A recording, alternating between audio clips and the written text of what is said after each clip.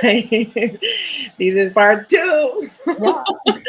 We are in a different background and we are talking about cravings. What's the logic behind cravings? What's happening to us? Why are we having them? Or how can we tackle down? Mhm. Christina, you were talking about the physiological side of it and what's happening to us internally and how everything is happening. Yeah. So we've been covering some hormones that are involved. We've Hmm. been talking about leptin and ghrelin, Hmm. and when they are inappropriately connecting or when they don't communicate, that's Hmm. much better expressed. When they don't communicate properly with the brain, then that can trigger cravings and actually can trigger the hunger response. And that can also trigger that whenever we eat, we don't feel satiated, we don't feel full. That can be one of the reasons can be an impairment with those hormones and the response that they have. Also, insulin plays a huge role here, and we will cover insulin in detail because insulin is a really important hormone that is involved in metabolism. Of course, it's involved as well in creating muscular mass. It's really important for developing muscle. It's really important as well, even for our brain functioning. Hmm. Insulin has a key role, for instance, in Alzheimer and other degenerative conditions. It's of course really important nowadays with with the huge surge in type 2 diabetes and metabolic syndrome and so on. So I want to cover insulin and its role in another episode, and it's going to be only for that. But what I wanted to also talk about, the third or fourth mechanism, I don't know what's the mechanism already, uh, because I get lost in my thoughts, but it's also a really important mechanism, which is dopamine. Dopamine is a neurotransmitter, and it's behind the gratification that we feel whenever we do something that we enjoy, and that can be whatever. Nowadays we have um, that mechanism a little bit impaired as well, because we have It's uh, overused.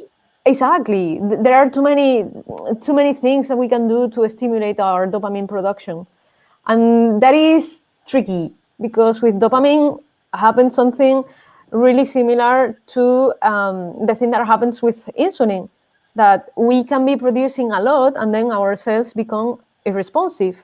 Same thing can happen with dopamine. So if we are constantly stimulating our dopamine production because we are constantly doing stuff that you know um, triggers a pleasure sensation, Like then instant, yeah. exactly our instant gratification, then dopamine receptors can become unresponsive, and that is really, really, really tricky.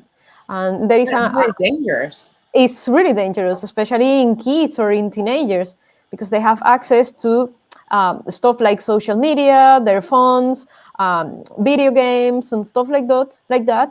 And what this does is they lose the connection, and they lose as well you know the feeling that you have to do stuff to accomplish Hmm. goals. Exactly. So we are having that instant gratification, and we are constantly stimulated by that dopamine production, so the receptors, they become sluggish.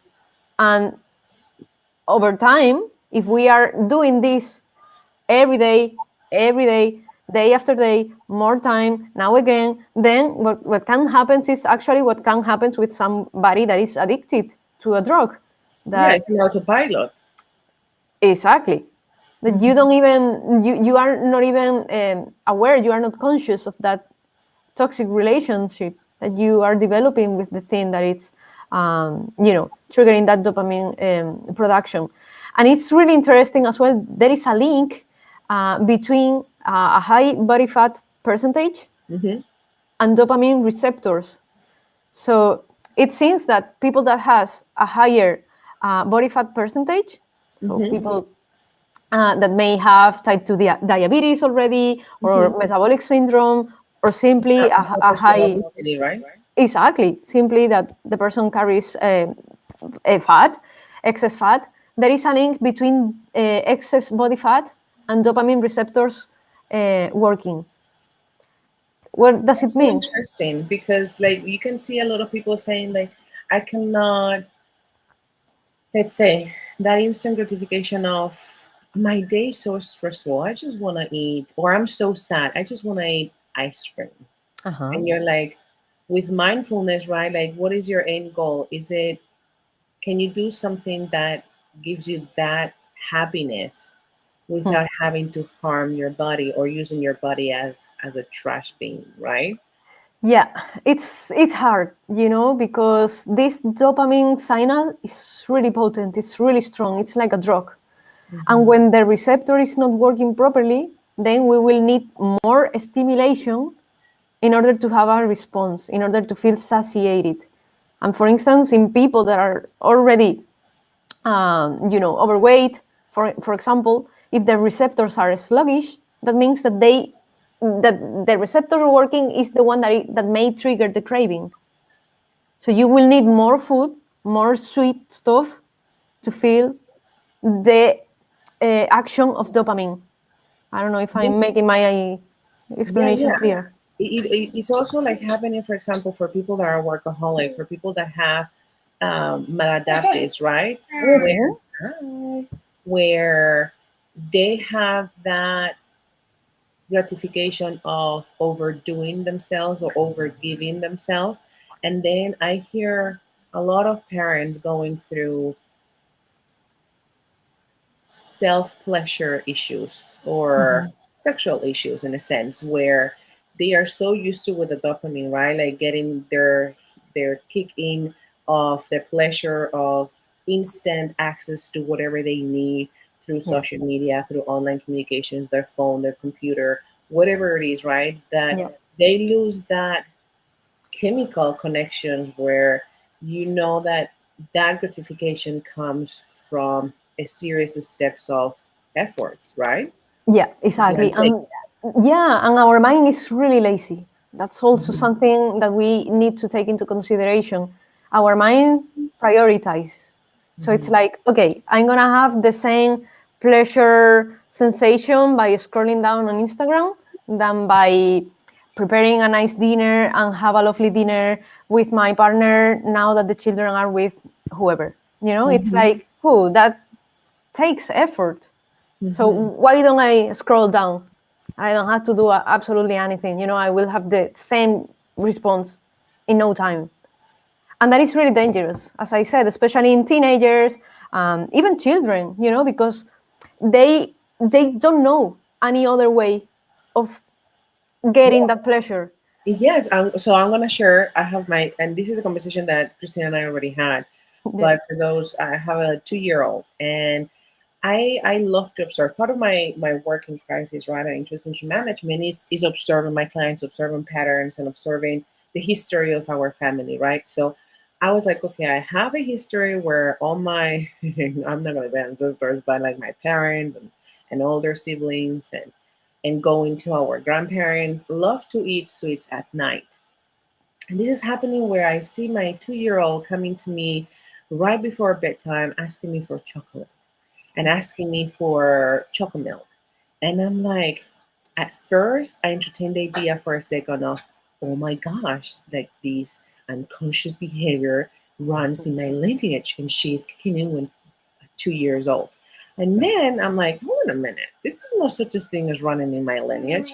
What's going on that a 2-year-old is asking me for that instant gratification that is very specific that she has never saw me eating at night whatsoever because they are always sleeping and she is right here.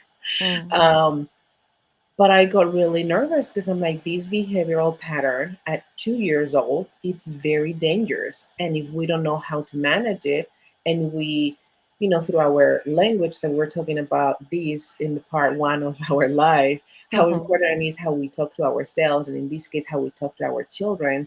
If we address this with blame, shame, judgment, that's how they are going to address themselves moving forward, right? And 100%. Ray is saying it's the old saying, monkey sees, monkey do. But in Mhm. this case, my 2-year-old has never seen me Mm. eating chocolate at night because Mm. she's always sleeping. And so I had this conversation with Christina saying, what's going on and how they are seeking so much instant gratification. And then we go to realize through the pattern of, through the progress of the day, that they have access to the remote control, they have access to their iPads, they have access to our cell phones, they have access to all their toys. So the dopamine levels are like all instant gratifications. And yes, they go to school and they work things out, but through COVID, they don't exercise their mind to the point of, if you don't do this, you get this. And lately, because we're going through a lot of house hunting, I realized that that instant gratification is so handful, is so common in our days, that that's how she started asking me at night for that instant gratification. Yeah, that's And the it was heritage. mind blowing when you brought it up to me. I Mhm. didn't, I mean, through my process of analyzing it, I didn't thought about this chemical reaction. It's insane, and that's the way that they are growing up. That's ingrained in our society. Hmm. So sometimes we are really busy, and the only way to shut up a baby girl or a baby boy is, there you are, do whatever, and they are just, their brain, it's making those connections. And then whenever they are facing Challenge. a level, exactly, or just a level of how you say Yeah, more incomodidad. effort, How you say incomodidad? That's the word that I want to say. uncomfortableness. Exactly. So whenever they are experiencing a little bit of uncomfortable, whatever that word, then they are looking for that source of instant gratification. So Yeah, and they maybe become in she's chaos. exactly. So maybe she's just bored, or she's just crying for your attention, but she needs that exact reaction right now, because dopamine, when it's constantly triggered, released, happens the same that happens with glucose. It blows, it drops. So then we need to raise those levels again. It's just like a drug addict or an alcoholist, like Mhm. they need their their crack. The satisfaction. Yeah, Exactly. it's a satisfaction game at the end of the day. And it's like when you were telling us about getting our priorities straight, and that mindfulness exercises of journaling, that today I wanna, so for those that want to join us in journaling, one of the things that you can think about is writing down, when do you eat, what do you eat, how do you feel before and after eating. Yeah. And an important thing that I love, because Christina and I will do it with our clients, is set the intention of the days. Like, what are your goals of the days? Like, just choose 3 goals of the day. And what is the intention? Like, what are you personalized today? Is it that you're gonna eat healthy? Is it gonna be that you're gonna have a positive experience regardless whatever? Is it gonna be that you're gonna work on your boundaries? Whatever it is, that mindful effort of setting you straight on the day, it's Yeah. gonna allow that dopamine levels to be like, okay, even though I want to be satisfying myself at this moment, I know I have to stop for a second and regulate myself.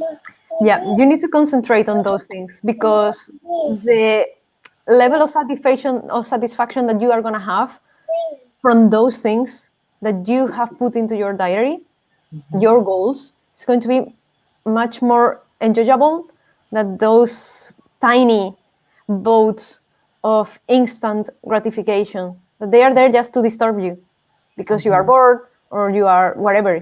They don't. They are not there to make you get an achievement, a goal. They are there just to to do something in the meantime. Since I'm bored, I'm stressed and anxious, so let's go to the easy way to have my my shot, and that's it. Bringing My heat. shot.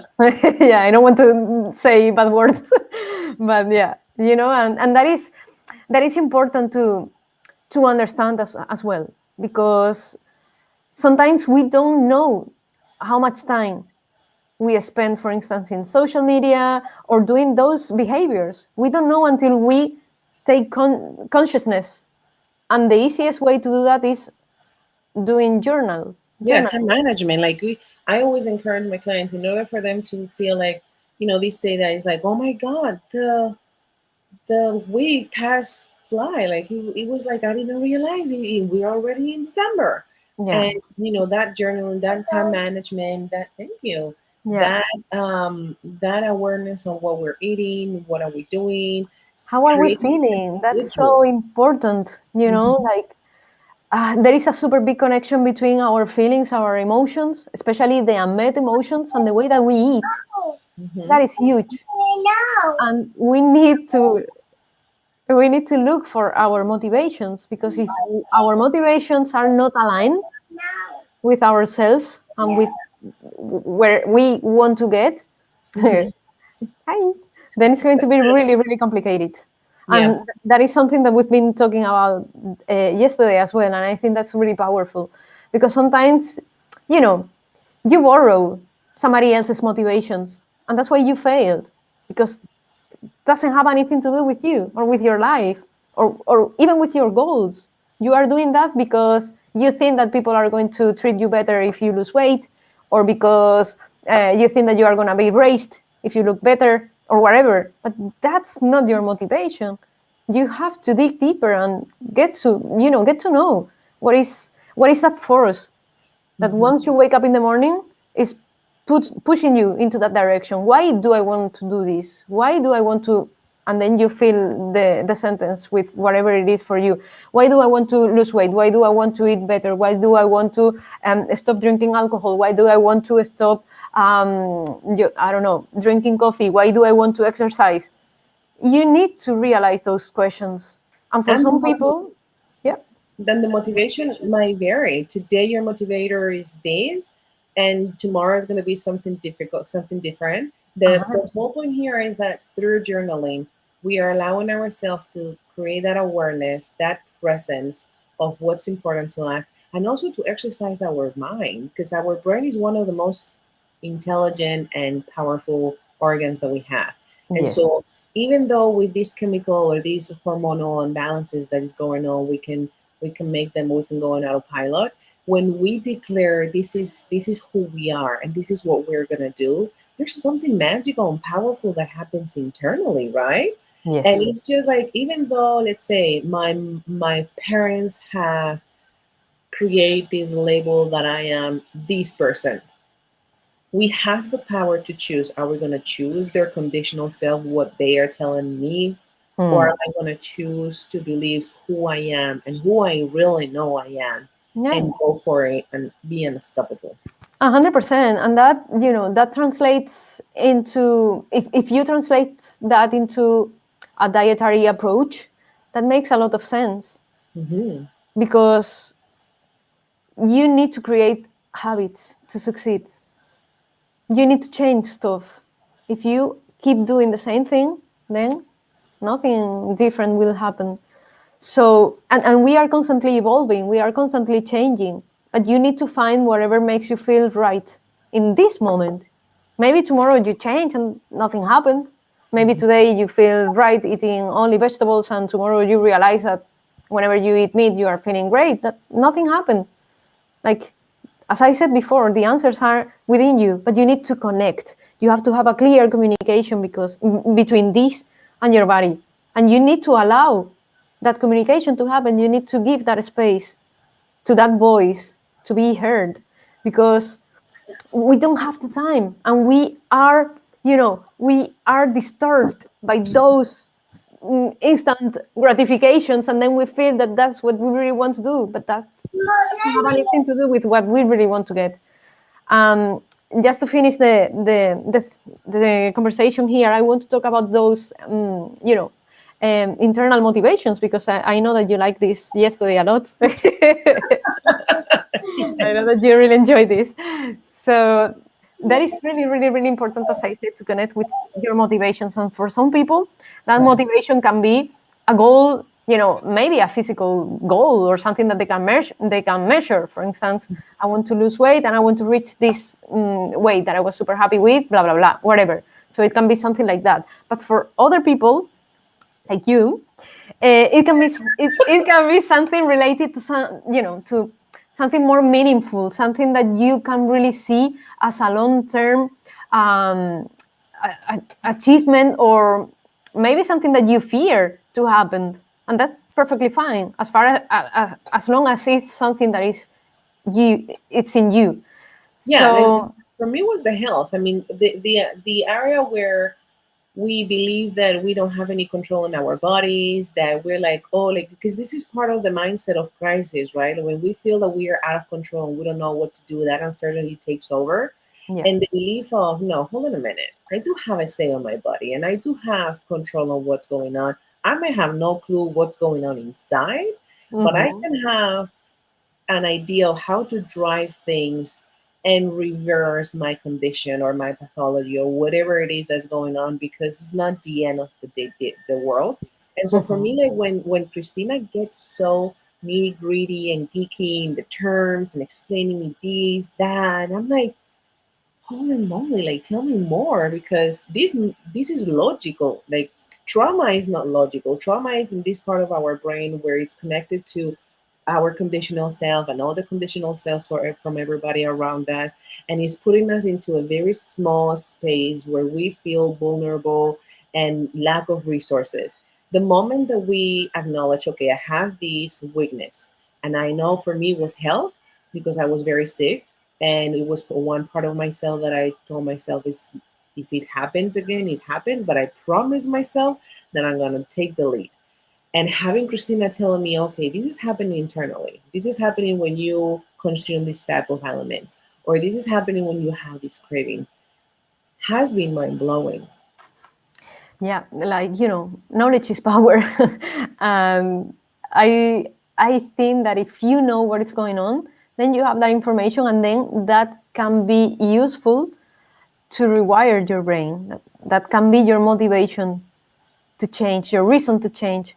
And in this case, for instance, I'm going to tell the story. So Alma was looking for some motivation to have adherence to with her action steps, because she found them really difficult to follow. And when somebody tell us like, you have to do this, then you won't do it because I'm telling you to do that.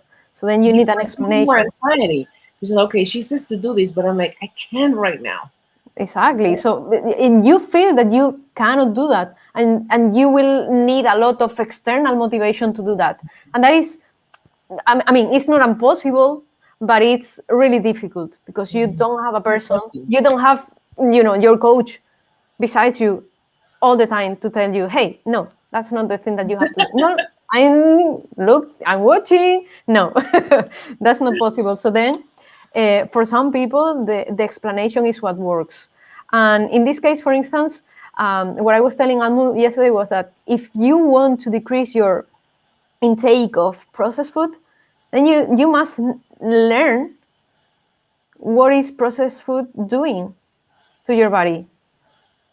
And for instance, processed food has a magical combination of sweet, taste, and also fat.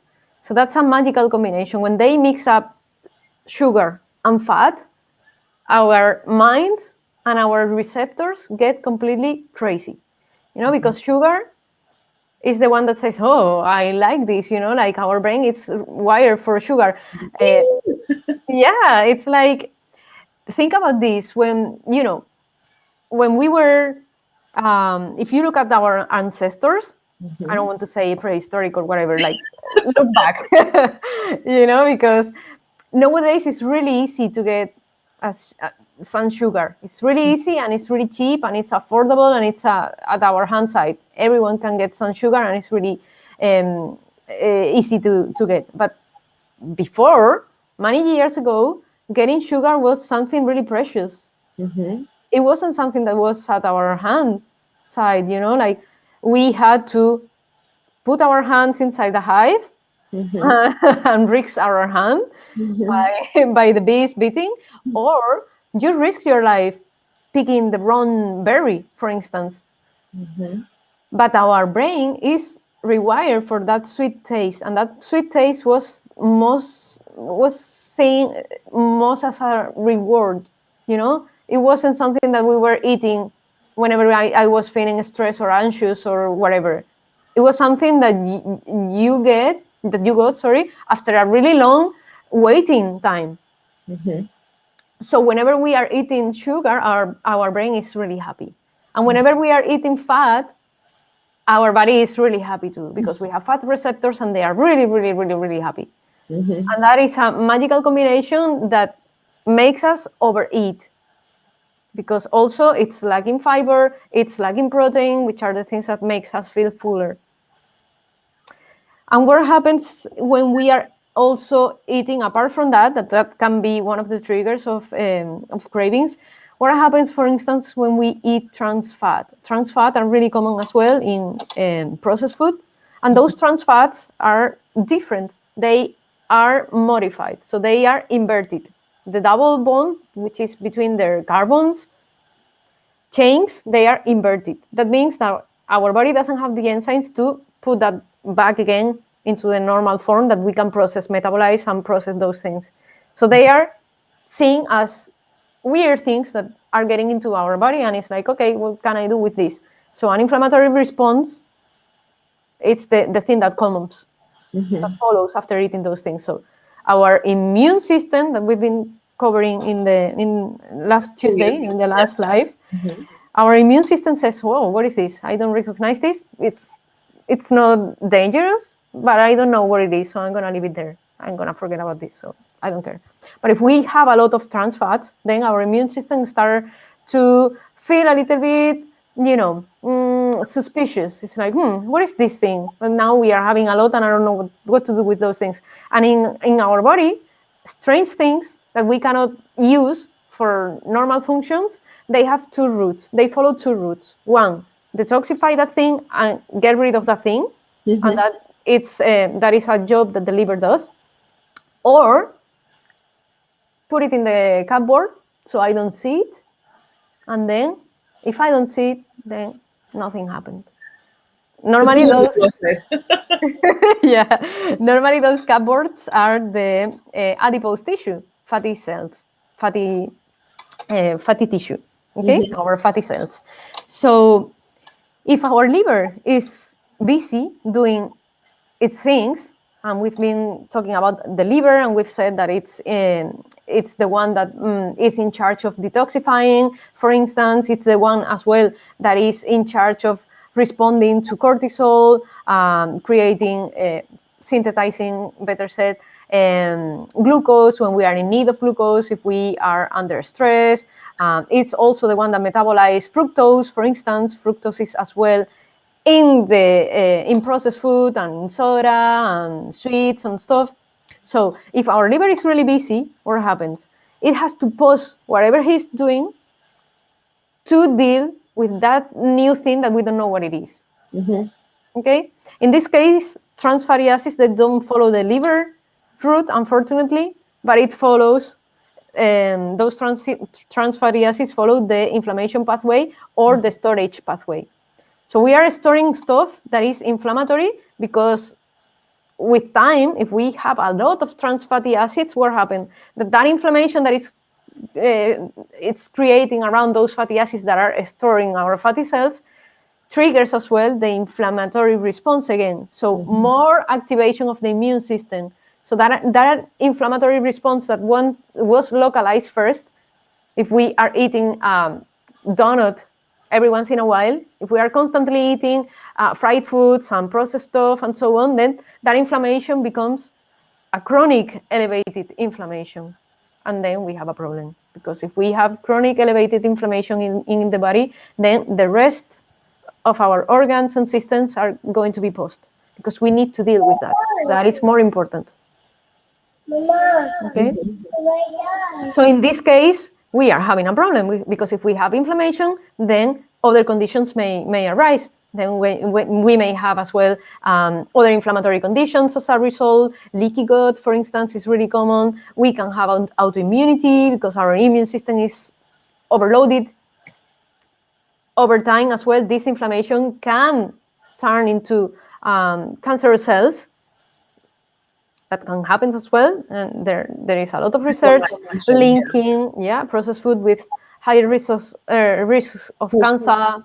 Because you Mhm. were explaining, you're saying like what the body cannot digest and doesn't recognize, then it's kind of like happily wrapped by these fat cells so they can be stored somewhere in our body and get away from the bloodstream, Yeah. and eventually then becomes our body full of toxins. And I talked to somebody today and they were like, well, then you burn those toxins by exercising.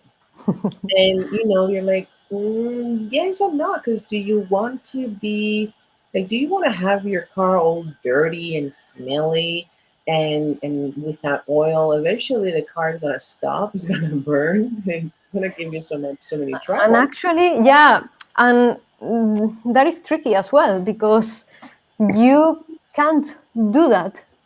I mean, for doing that, you need a healthy liver.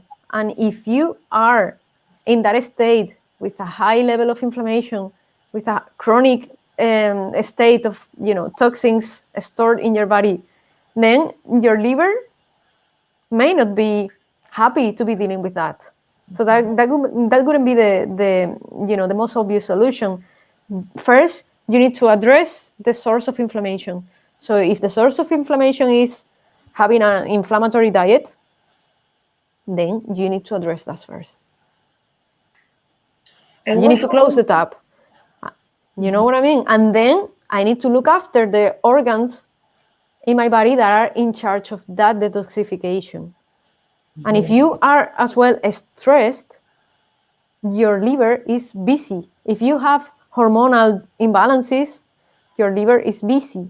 If you have toxic, sorry, heavy metals toxicity, which is really common as well, if you are eating, Cats. exactly, and processed stuff, Yeah. you know, then your liver is busy. On top of that, if you start exercising like a crazy because you want to detoxify, then your liver says, "Hey, listen, I give up. I don't care about you anymore. So whatever, it's up to you." And then also, we need to be also careful with exercise as a detoxifier, because when you are burning fat, those toxins are going to release into your bloodstream, and you may have a reaction. So you need to go slow in that case. That's Hmm. why I always recommend to address the root cause first. So if the problem is that you are eating unhealthy stuff or processed food, let's address this first. It doesn't mean that we cannot eat any other processed food ever. That means that let's focus first on priorities. And maybe if I want to have some processed food every once in a while, that's fine. Every once in a Yeah, while. without judgment, like acknowledging that you want to enjoy it, and once in a while it's okay. It's not healthy, but we all love processed food. Exactly. Yeah, Mhm. I mean, it's not forbidden, but it shouldn't be on our plate every day, On a at regular every basis. meal. Mhm. So that would be the first step. And then we need to look after our liver, because the liver is the one that is in charge of this detoxification. So Mhm. if we are not eating enough B vitamins, vitamin C, magnesium, whoa, chromium, selenium, molybdenum, so then our liver won't work. And when you're talking about regularity, when Mm. we feel that when we know, okay, we have a diet that is full of unhealthy habits, of unhealthy processed food, Mhm. what's we need to get into our emotions, because sometimes like we are the ones who are in the middle, right, and we are like blocking us from moving forward. So what is, and then the support system of the people who lives with us also is very important. Yeah. But talking about the relationship that we have with our parents, right? The relationship that we have with our father is the relationship of addiction. Is if we don't have a good relationship, we tend to go to become addict to things, because that's how we bring that gratification based on the lack of belonging, based on the lack of relationship with our dads. And then the relationship that we have with our mothers is the relationship of our self care, is the relationship of our self worth, is the relationship of how we believe, these internal beliefs of, of our well being Mm. should be the lifestyle that we want to be, and how can we achieve it, right? That beliefs of we are enough to make it happen. And for those who I know that are watching that are overgivers, this is a challenge that the overgiver is first lack of boundaries, and second is lack of belonging. Is the breaking the bond with our parents. And so when we feel like, oh my God, like I want to have a good lifestyle, I want to eat healthy, and I want to, and I've been trying my entire life, and I go like a yo-yo diets and here and there, and I don't know what's going on, but I just can't do it. That's something to look into our relationship with our parents and what has been the pattern of their relationship with their parents.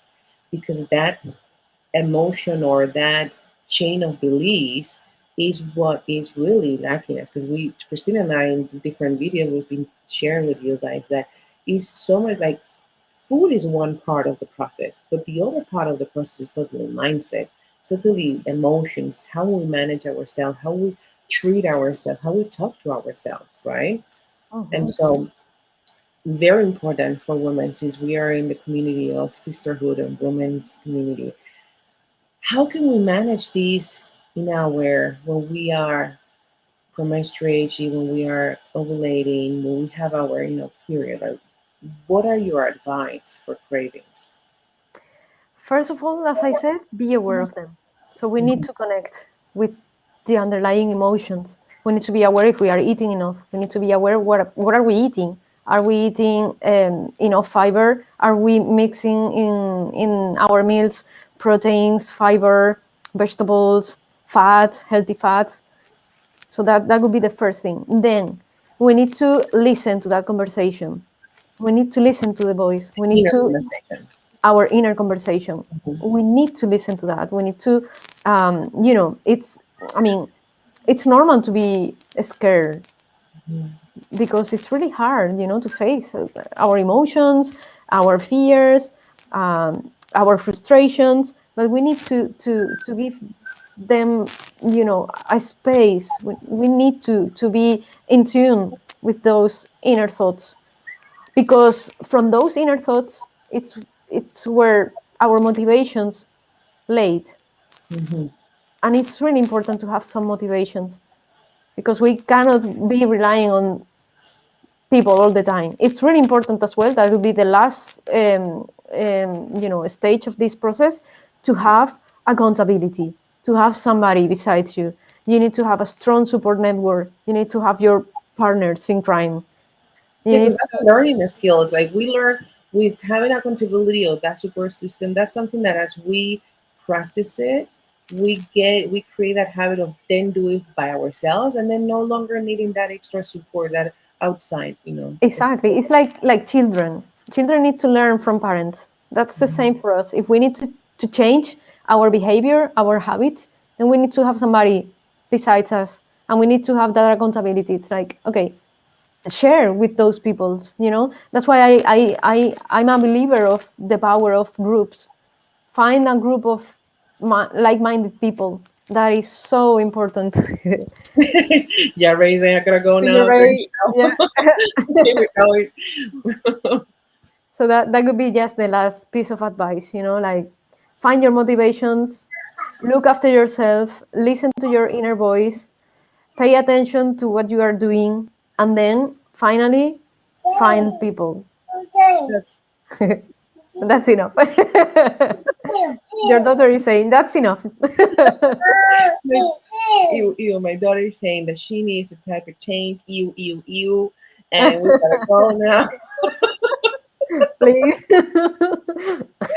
Yeah, yes, we gotta go now. I really love everything that we're talking today about, cravings and what's going on inside of us. And for those who want the handout, please leave us a comment and let us know if you need extra support. If you wanna create, belong into the support system. Christina and I are thrilled to do this with you. And as my my daughter is saying, go now. No, it's I the would time. I want to thank everybody who's watching, and on the comments, let us know if you're watching the replay or and from where you're watching.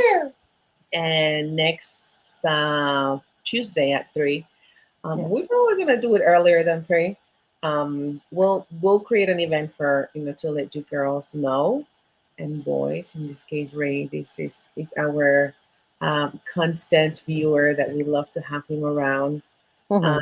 um, and anything else that I'm missing, Christina, something that I just want to add something really small and quick. and If probably you, impactful because you like to do this, leaving the yeah, beach. it's going to be, yeah, just if you have the time and you are willing to change something in your Mhm. life now that it's also a perfect time of the year to do these things, you can do what Almo suggested at the beginning. It's just starting your day, setting up your three main motivations, your three main So the goals of the three day, goals, the three goals, and the intention of the day. and the intentions exactly.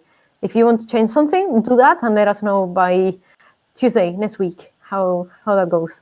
Yes, That is a it's super so powerful thing. yes, and it's so beautiful because you're like you have every day is a new intention. Every day, 7 days of the week, I change my intention, and I feel like I'm like a rainbow of opportunities, right? And Hmm. if I screwed up today, well, I have tomorrow to try again, right? Yeah, and it's gonna open that door of communication with yourself and with what you really want, and that can be a nice lever and a nice trigger for next Tuesday. Yes, and that we're here to support you, that you're not alone in this process, that we love to talk about mindset and body and mindful growth and progress. So we are your chicks. Yeah, We're on your side. With yeah, these big hugs and big kisses from Ireland and from the US, wherever you are, we're here. yeah. See you soon. Take care, guys.